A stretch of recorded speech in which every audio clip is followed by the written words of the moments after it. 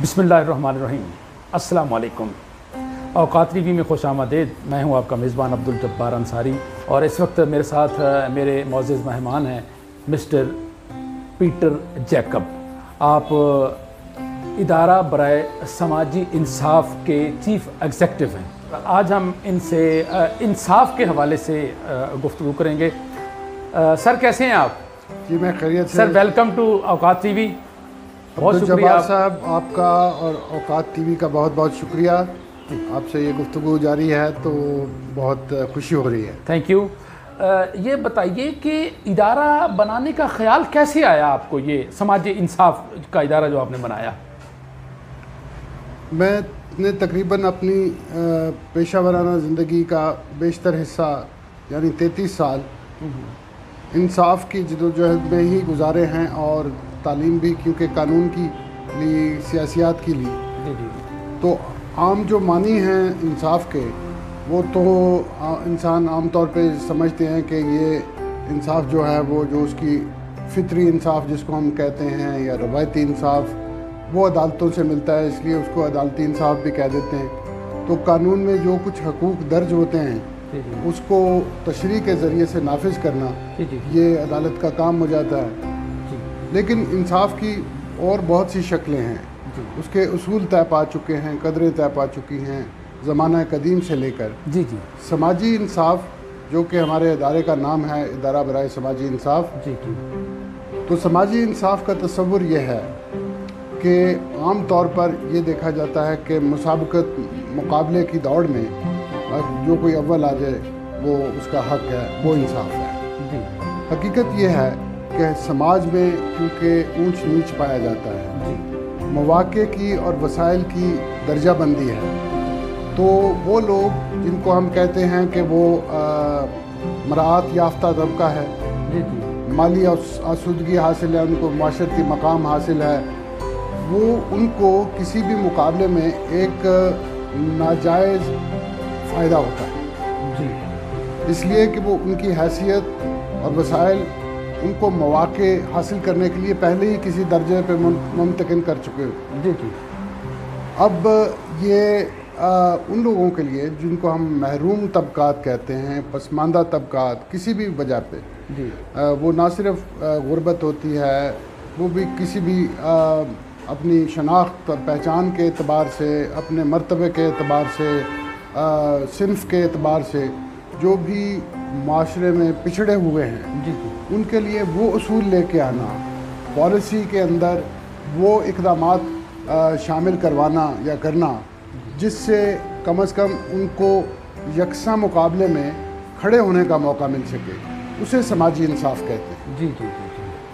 तो आप क्या समझते हैं कि हमारे देश में लोगों को समाजी इंसाफ मिल रहा है? यकीनन नहीं, उस पर उतनी तवज्जो नहीं। क्या रुकावट है इसमें? इसमें देखिए, अगर हम आईने पाकिस्तान की तरफ जाएं तो आर्टिकल 37 और 38 में वाज़े तौर पर ये लिखा है कि समाजी इंसाफ के लिए यहाँ पर कोशिश की जाएगी। आर्टिकल 37 में लिखा है कोशिश की जाएगी। जी अच्छा, की नहीं गई? नहीं, उस तरह से की नहीं गई, और उसमें कुछ उसकी जो अल्फाज हैं उसका इंतखाब भी उतना नहीं है, लेकिन वहाँ उसमें लिखा हुआ है कि हुकूमत अपने वसाइल के एतबार से, तो वो फिर पॉलिसी बनाने वाले की एक तरह से जो है अपनी राय है कि वो कह सके कि वसाइल इतने इजाज़त देते हैं, ये नहीं देते। मिसाल के तौर पर वहाँ लिखा है कि हम गुर्बत का ख़ात्मा करेंगे, वहाँ लिखा है कि हम नाखानदगी का ख़ात्मा करेंगे। देखिए ये जो है 49 साल पहले आइन बन गया था, और देखना ये है कि हमारे जो तरक्याती मंसूबे बनते हैं, 5 साला मंसूबे बनते हैं, उसमें ये जगह कितनी आती है।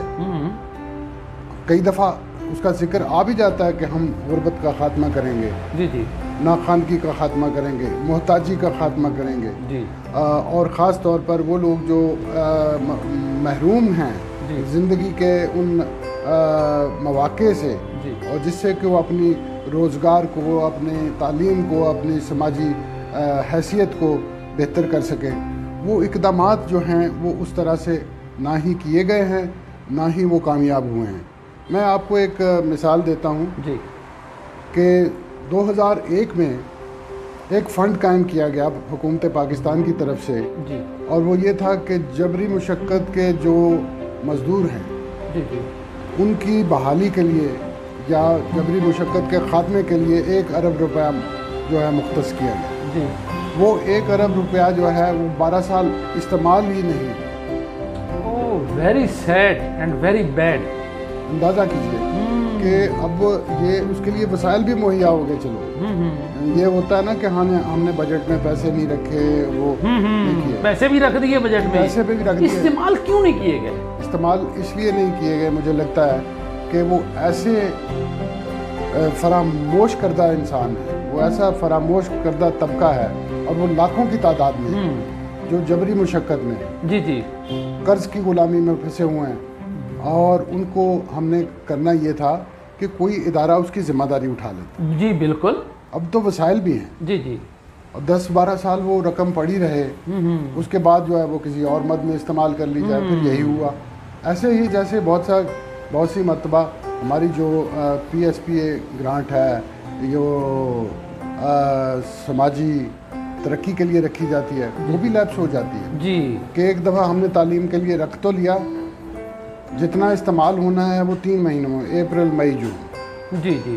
اپریل مئی جون میں صرف استعمال ہونا. اس سے پہلے جو ہے وہ سرخ فیتے کی تکلیفیں اور وہ پڑے رہتے ہیں. یعنی ایک طرح سے یوں کہہ لیجئے کہ میں سمجھتا ہوں کہ نہ صرف پالیسی بنانے والوں بلکہ پالیسی کے نفاذ کرنے والے اور وہ محکمے جن کا یہ کام ہے، ان کی طرف سے بے حسی کا مظاہرہ ہے.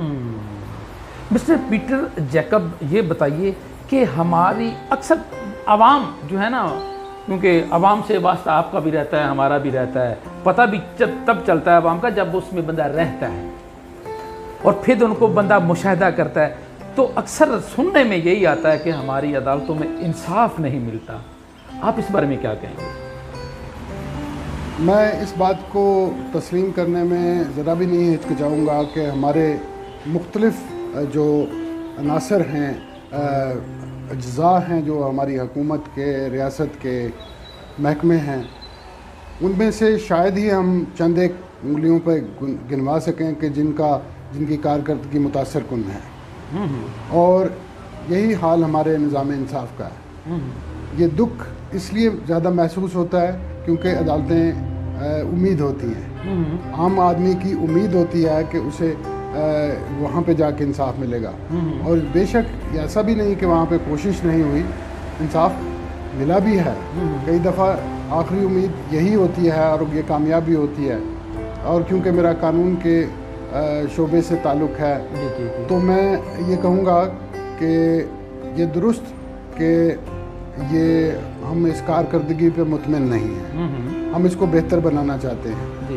لیکن کیا ہوا، ہمارے کئی چیف جسٹس صاحبان نے یہ کوشش بھی کی کہ جس کو ہم جوڈیشل ریفارمز کہتے ہیں، پولیس ریفارمز کہتے ہیں، اس کو کر ہی ڈالیں.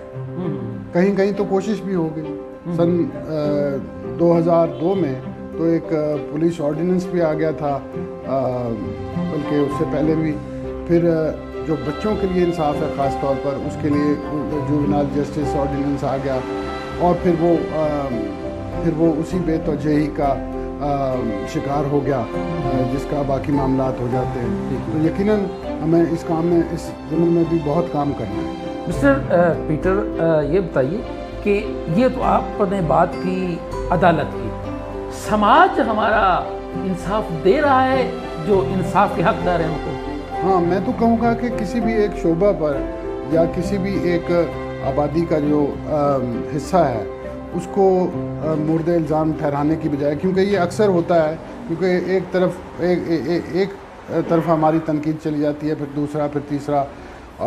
آپ نے ٹاک شوز میں دیکھا ہوگا کہ وہ مختلف شعبوں کے نمائندے بیٹھے ہوتے ہیں، تو اس میں وکیل کہتے ہیں کہ نہیں پولیس کی غلطی ہے، پولیس کہتی ہے کہ تاریخیں تو یہی لیتے ہیں، پھر وہ عدالت پہ بات آ جاتی ہے، پھر عدالت کا احترام ہے وہاں پہ جانے کی. تو میں تو یہ کہوں گا کہ ہمیں یہ تسلیم کر کے کہ ہم من حیث القوم ناکام ہیں اور اپنی ناکامیوں کی فہرست رکھیں سامنے اور ایک ایک کر کے ہر کوئی جو ہے اس کو اس کے اوپر درستی کا سامان کرتا جائے. اصلاح کا سلسلہ پیدا ہونا چاہیے, اصلاح احوال ہونی چاہیے. لیکن یہاں میں ایک بات ضرور کہوں گا جی کہ یہ درست ہے کہ سماج جو ہے وہ کئی دفعہ ریاست کے رویے کو اور اس کی ترجیحات کو متعین کرنے میں مدد دیتا ہے. جی لیکن جدید زمانے میں جی قانون ایک حاوی عنصر ہے جی انسانی زندگی کا, اور اسی وجہ سے جو اثر عوامی رویوں پر پالیسی کا ہوتا ہے, اور خاص طور پر اگر کوئی پالیسی جو ہے وہ 20-30 سال 50 سال چلتی ہے, تو وہ عوامی رائے کو اور رویوں کو جتنا متاثر کرتی ہے اتنا عوامی رائے پالیسی کو متاثر نہیں کرتی. لہذا ہماری پالیسیوں کی ڈائریکشن, اس کی سمت اگر درست ہو جائے گی تو باقی کام آسان ہوگا. آپ کی جو تنظیم ہے ادارہ برائے سماجی انصاف, تو یہ لوگوں کو انصاف دلوانے میں کیا کردار ادا کرتی ہے؟ ہم خاص طور پر جو جس کو محرومی کہا جا سکتا ہے جی اس کے مختلف پہلوؤں کو زیر بحث لاتے ہیں, جی تحقیق کرتے ہیں.